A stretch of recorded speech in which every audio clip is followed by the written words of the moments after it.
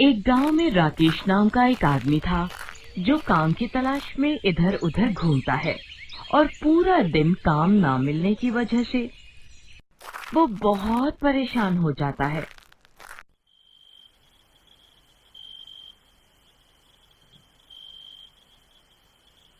और रात को जब वो थककर अपने घर जाता है, घर में घुसते ही उसकी बीवी उससे पैसे मांगती है। अजी सुनिए, मुझे कुछ पैसे दे दीजिए, मुझे सोनिया को कल मेले में लेकर जाना है। क्या पैसे? मेरे पास तो खाने के लिए भी पैसे नहीं हैं। क्या आपके पास पैसे नहीं है? पैसे नहीं है कहने से घर का खर्चा थोड़ी ना चल जाएगा। मुझे नहीं पता, आप जाओ और कहीं से भी पैसे लेकर आओ। पुष्पा तुम ही बताओ, मैं कहाँ से पैसे लेकर आऊँ? जिनसे पैसे लेने थे उन लोगों ने पैसे देने से मना कर दिया।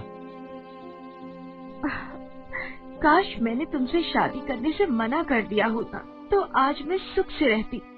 जब से मैंने तुमसे शादी की है तब से एक भी दिन सुख से नहीं रही हूँ। कभी सोचा है तुमने, कभी मेरे लिए या हमारी बेटी के लिए क्या किया है? आखिर सोनिया तुमसे इतना प्यार करती है, लेकिन कभी तुमने उसके प्रति पापा होने का कोई फर्ज निभाया ही नहीं है। ऐसा कहकर रोते हुए पुष्पा वहाँ से चली जाती है और राकेश देर रात तक मन ही मन पुष्पा के कहे शब्दों को सोचता है और सोचता है कि मैंने कभी अपनी पत्नी और अपनी बेटी को कोई सुख नहीं दिया है। वो यही सब बातें सोचता है और परेशान होकर उठकर बाहर चला जाता है और थोड़ी दूर चलते चलते वो जंगल में चला जाता है। वहाँ जैसे ही वो पहुँचता है तो उसे वहाँ एक तालाब दिखाई देता है जिसके पास एक लकड़ी की तख्ती दिखाई देती है जिस पर लिखा होता है सावधान और नीचे लिखा होता है इस तालाब में जो भी कूदता है वो कंकाल बनकर ही बाहर आता है। ये पढ़कर राकेश मन ही मन में सोचने लगता है कि मैं भी इस तालाब में कूद जाता हूँ। इस रोज रोज की चिक चिक भरी जिंदगी से तो कंकाल बनकर ही रहना बेहतर है।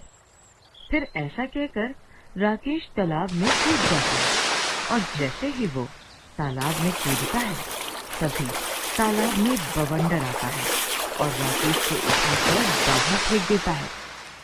अरे मुझे ये क्या हुआ? मुझे ऐसा महसूस हो रहा है कि मैं पहले से और भी ज्यादा ताकतवर और फुर्तीला हो गया हूँ। तभी तालाब में से आवाज आती है, नहीं, ये सच है। ये आवाज सुनकर राकेश बहुत ज्यादा डर जाता है और डरते हुए इधर उधर देखते हुए बोलता है, कौन है? कौन है? यहाँ जो भी है सामने आओ। तभी तालाब में से पानी निकलकर बोलता है, मैं तालाब बोल रहा हूँ, एक जादुई तालाब। तालाब को ऐसे बोलते देख राकेश और भी ज्यादा डर जाता है। अरे अरे तालाब कैसे बोल सकता है? मैं तालाब ही हूँ और जो भी मेरा इस्तेमाल जो सोच कर करता है उसका उल्टा ही होता है। जो भी मुझ में स्वस्थ होने के लिए कूदे उसका उल्टा हुआ, वो मरकर कंकाल बनकर निकले। अरे फिर तो आप मेरे बहुत काम आ सकते हैं। काम तो आ सकता हूँ, लेकिन उल्टे कामों में, क्योंकि मैं कोई भी काम सीधा नहीं करता हूँ। अब समझ गया मैं तालाब जी। फिर राकेश इधर उधर देखता है और उसे तालाब के पास में ही एक खाली मटका रखा हुआ दिखता है और वो उस मटका को उठाकर तालाब के पास में आता है और फिर तालाब हंसते हुए उस मटके में चला जाता है और फिर राकेश उस मटके को लेकर घर आ जाता है। घर पर उसकी बीवी पुष्पा रसोई में खाना बना रही होती है। पुष्पा, पुष्पा! अरे क्या हो गया? क्यों घर को सर पर उठा रखा है? पुष्पा, हमारे पास कुछ रुपए हैं क्या? क्या पागलों जैसी बातें कर रहे हो? मेरे पास भला रुपये कहाँ से आएंगे? और अगर मेरे पास रुपये होते तो क्या मैं रात को लड़ाई करती? अरे 1-2 रुपए तो वैसे भी घर की औरतों के पास 2-5 रुपए तो निकल ही जाते हैं। हाँ, रुकिए, देखती हूँ। पुष्पा रसोई में जाती है और चीनी के डब्बे में से 10 रुपए निकाल कर लाती है। ये लो, बस यही 10 रुपए थे मेरे पास, ये भी ले लो तुम। हमारे पास ये रुपए भी ना बचे। ये क्या बोल रहे हो? ये 10 रुपए मैंने कल सोनिया को मेले में ले जाने के लिए रखे थे और तुम उसे भी नहीं बचा रहे। जैसे ही वो मटके में पैसा डालता है, वैसे ही मटके में से 7-8 गुना और पैसे निकलकर राकेश की जेब में आ जाते हैं। हे भगवान, ये क्या जादू है? बीवी जी, देखा इस मटके में रखे तालाब के जादुई पानी का कमाल। और हाँ, इसे सिर्फ उल्टे काम करने की आदत है, इसलिए मेरे रुपए खत्म करने की बात की तो इसने मेरी जेब रुपयों से भर दी है। भगवान का शुक्र है कि ये सही हाथों में आया है। इससे तो हमारी ही चीज को खत्म कर कर भर सकते हैं।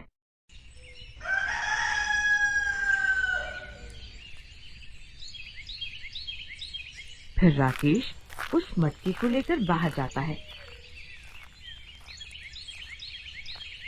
और थोड़ी दूर पर देखता है कि एक गांव के काका जी के साथ एक लालाराम सेठ खड़ा होता है और सेठ अपने शरीर पर हो रहे चर्म रोग से परेशान हो रो रहा होता है।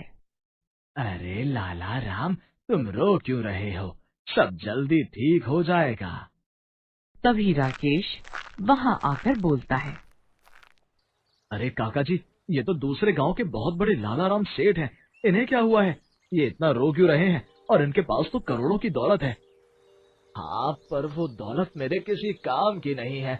देखो, मेरे शरीर पे ये चर्म रोग हो गया है और ये ठीक होने का नाम ही नहीं लेता, और ये धीरे धीरे मेरे पूरे शरीर में फैल जाएगा और इसकी वजह से मेरा पूरा शरीर सड़ जाएगा। हे भगवान, ये तो बहुत बुरी बीमारी है। मैंने सुना है कि तुम दुआ बहुत जानते हो। अपनी दुआ से ये मेरे शरीर के चर्म रोग को ठीक कर दो। मैं तुमको मुंह मांगे पैसे दूंगा। 1 लाख, 2 लाख, 10 लाख, जितने तुम मांगोगे मैं तुम्हें दूंगा। 10 लाख रुपए? तभी राकेश मटके से हाथ में पानी लेकर बोलता है। तुम्हारे पूरे शरीर की चमड़ी पूरी तरह से सड़ जाए। तुम क्या बकवास कर रहे हो? तुम्हारी इतनी हिम्मत जो तुम मेरे बारे में ऐसा बोल रहे हो? मैं अभी अपनी तलवार से तुम्हारा सर धड़ से अलग कर दूंगा, जो तुम मुझे दुआ की जगह बद्दुआ दे रहे हो। और तभी एकदम से लालाराम के शरीर से चर्म रोग गायब हो जाता है और वो खुशी में चिल्लाने लग जाता है। अरे अरे, ये क्या? देखो देखो काका जी, मैं ठीक हो गया। देखो, मैं बिल्कुल ठीक हो गया। ये लो ये लो, ये लो 15 लाख का चेक। फिर राकेश भी वहां अपने घर चला जाता है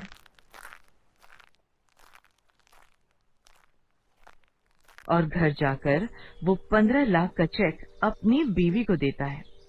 अरे अरे, 15 लाख का चेक! भगवान की कृपा से अब हमारी सारी परेशानियां खत्म हो जाएंगी। अरे यही नहीं बीवी जी, अब तो पूरे गांव में हमारी चर्चा है और फिर धीरे धीरे पूरे शहर में हमारी चर्चा हो जाएगी और लोग समझेंगे कि ये सब हम अपनी दुआ बहुत से कर रहे हैं, लेकिन उन्हें क्या पता कि हमारे पास ये जादुई तालाब के पानी का करिश्मा है। अरे वाह, अब तो हमारे पास पैसा ही पैसा होगा। भगवान का शुक्र है कि ये तालाब का पानी आपको मिला, जिससे हम सब बहुत अमीर हो जाएंगे और हम चाहते हैं कि ये पानी इस मटके से कभी भी खत्म ना हो। अरे अरे, ये क्या बोल दिया तुमने? कितनी बड़ी गलती कर दी पुष्पा तुमने। तुम्हें बताया था ना मैंने कि इस तालाब के पानी को सब उल्टा करने की आदत है। अरे अरे अरे, ये क्या हो रहा है? देखो देखो, तुम्हारे कहते ही मटका खाली हो गया। हे भगवान, और पैसा कमाने की चाह में ये क्या गलती कर बैठी मैं। चलिए चलिए, जल्दी से उसी तालाब से दोबारा फिर से मटके में पानी भर लाते हैं हम। हाँ हाँ, चलो चलो चलो, जल्दी चलते हैं।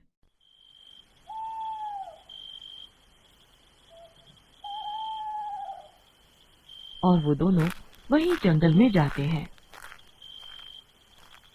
तालाब के पास जाकर देखते हैं कि अरे अरे अरे, ये क्या हो गया? ये तालाब तो सूख गया है। इसका तो पूरा का पूरा पानी भी सूख गया है। हे भगवान, ये क्या कर दिया मैंने? आज मुझे एक बात समझ आ गई है